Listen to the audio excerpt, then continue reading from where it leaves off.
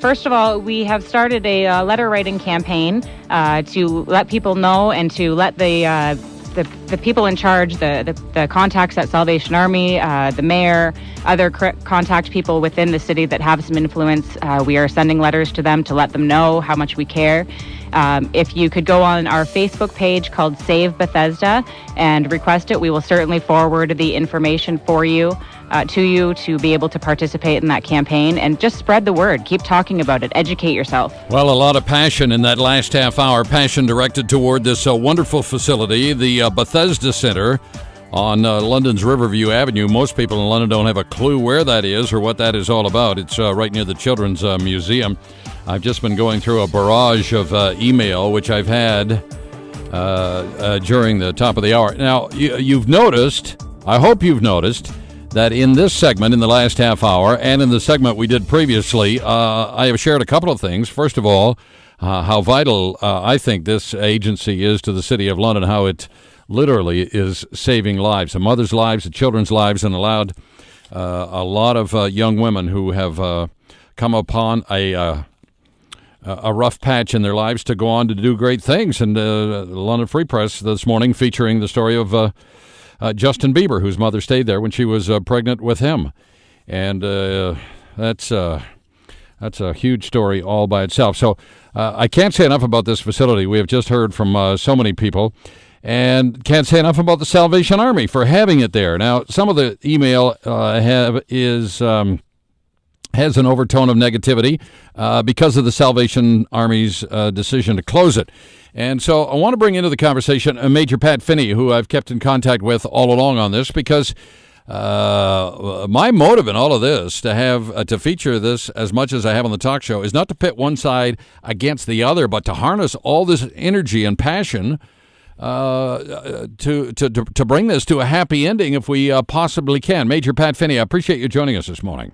Good morning, Andy. We can get into a number of issues, but I would think, Major, that you and all of your staff at the Salvation Army must absolutely brim with pride at the awesome service that this Bethesda Center has been to the City of London all these years. Absolutely, Andy. We do take great pride in the fact that we've been able to operate this program for well over 50 years. And when you think of the number of young women that has impacted over the years, and of course you've spoken of several this morning who are well-known people, there are hundreds more like that who've benefited from this program and have been able to move on in their lives to good things. And yet there is a certain amount of anger in the community, and let's address that head on. Anger that you're shutting it down, which is about the highest compliment you can possibly receive. Major Pat Finney, before we get to what the status of the center is right now, what drove the decision to shut down the Bethesda Center? Well, Andy, as we indicated in our very initial statement when we announced the closure, this is strictly about finances.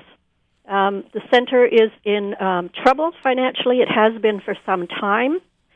And I really appreciate the passion and the efforts that people are putting forward to make their concerns known to us. I want to say, in response to that, there's a lot of passion within the Salvation Army about this program as well. We have worked passionately and hard over the last number of years to keep it open.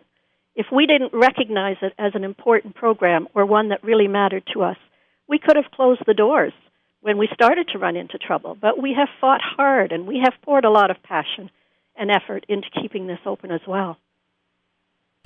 Now, where are you at this particular stage? You are having, the Salvation Army, having a conversation with Justin Bieber's mother, is that true? That's true. What can you tell us about the nature of that conversation? Well, Andy, that conversation is private between Patty Millett and ourselves, and I would like to respect that. And how did it get out? Sorry, how did that she was there? How did it become public knowledge that you were having these private conversations? That's a good question, actually. That's a very good question. Okay. I'm sure there's someone who can answer that. I see. Okay. Well, if Justin Bieber's mother is involved, who knows what can happen. But, Major, when you get the passion that we have heard on the show in the last half hour and what we heard a week ago when we did a whole hour on this segment, I mean, if there was no passion, there'd be no hope. But there's a lot of passion. Do you have hope that maybe in some way, in some form, you can reconsider your decision? Well, let me say this, Andy.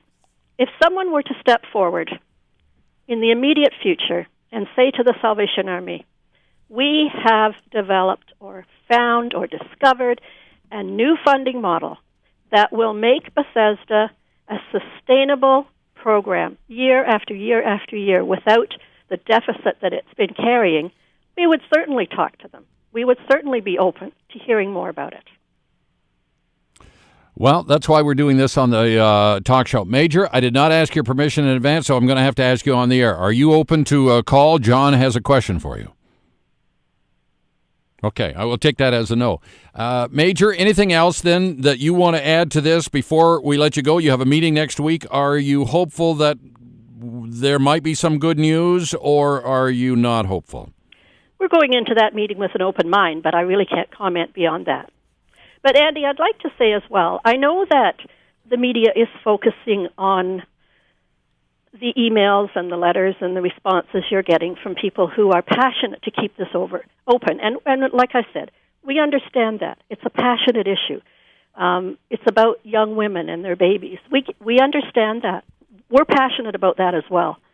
But I think you also need to know, and the public also needs to know, that there's another side to that story, and that is that the Salvation Army is hearing from members of the business community in London who understand what it is to have to make tough decisions in tough times. And they're saying to us, you had to do it. You've made the decision that you had to make. You had no choice. We're hearing from professionals in the social service field who are saying to us, we understand the immense challenges of finding adequate funding in today's economy. We're with you in this. So there is another side here. There is a side who understand the spot we're in and who are saying it's a tough one. Let me address one email in particular. I won't read the others because some of them have some venom, and I don't want to have to share that with you. But Peter writes, why is the 10th richest charity in Canada that made about $35 million shutting down a profitable facility that does great work helping young mothers and their babies stay out of an already overstressed system? Could it be that they really want to open a mini center of hope or a facility for drug addicts right across the street from the Children's Museum, but the young women and children have to be cleared out of the way first? The more I learn about this, the more I suspect that's the agenda. Your comment. First of all, it's not a profitable operation at the moment. Hasn't been for some time. Secondly, that is not on the table. We have no plans whatsoever to move this program out to make room for a program of a different nature. There's been no discussion on that whatsoever. Okay, so if the Bethesda Center closes, then the building would close. You wouldn't be moving people over from the Center of Hope or any other agency. There's been absolutely no discussion at this point what we would be doing with that asset in the future. Terrific. I want you to feel that you've had your full say. Is there anything else that you want to add? Just to say to London, we get it. We're listening. We are having conversations, and we will be talking further to their concerns in the near future. Is Chris Bentley accurate when he told some of the guests that we had in the last half hour that nobody had approached him for funding? Chris Bentley is actually having conversation on our behalf as well. Okay. Well, there's some reason to have hope. Major, we shall stay in touch, and I thank you for your time. Thank you, Andy. Okay, terrific. Okay.